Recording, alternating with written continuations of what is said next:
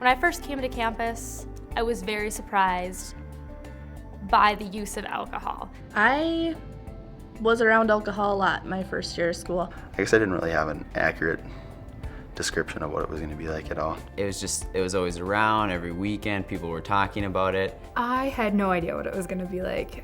I honestly didn't know what to expect. This is an important topic on North Dakota college campuses because we know alcohol is the #1 non-academic barrier to student success. Certainly was a lot of drinking and that kind of behavior when I was in college too, but I think access has become even easier. I think it's important to know that college has changed. Students have changed, expectations on students, pressure on students. It feels like, anyhow, that there's so many more messages being delivered to the kids that in order to have fun, you need to be doing this stuff.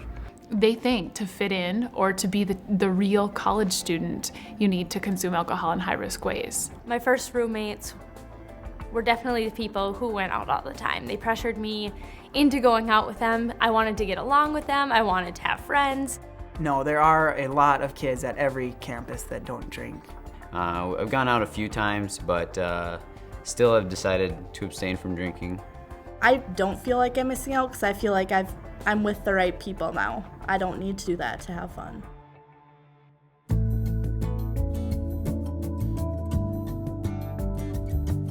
When I realized that my son already knew about alcohol, I knew that he was having the conversation. It was just, who's he going to have the conversation with? What we know is that parents' expectations of their students play a major role in what that student chooses to do or not to do. And they've always kind of stressed the values that they feel are important, and they have been imprinted on me. And I think it's very important that I'm like that because I feel that's helped with my decisions. Well, it's certainly not easy, and I won't say that I always knew what to say, but I would say that the more we talked, the easier it became. It just goes back to being responsible as parents to do that, and it's challenging.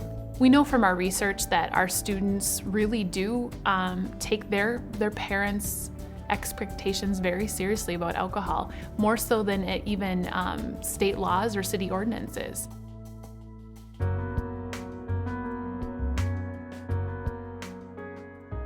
I definitely wish that my parents would have sat down and talked to me about it.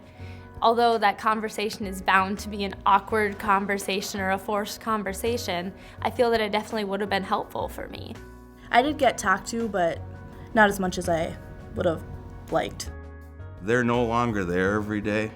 They're no longer in your sight and you're not in theirs, so it sometimes doesn't come to them to ask you first.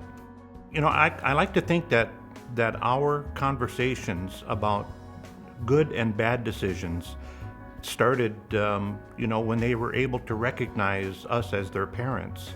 You allow them to talk and speak about real feelings and things without getting upset at them so that they'll come to you.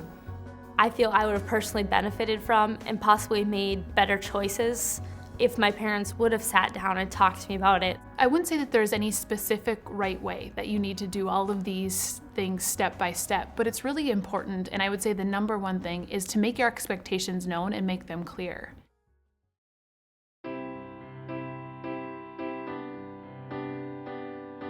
Kids want to talk to their parents.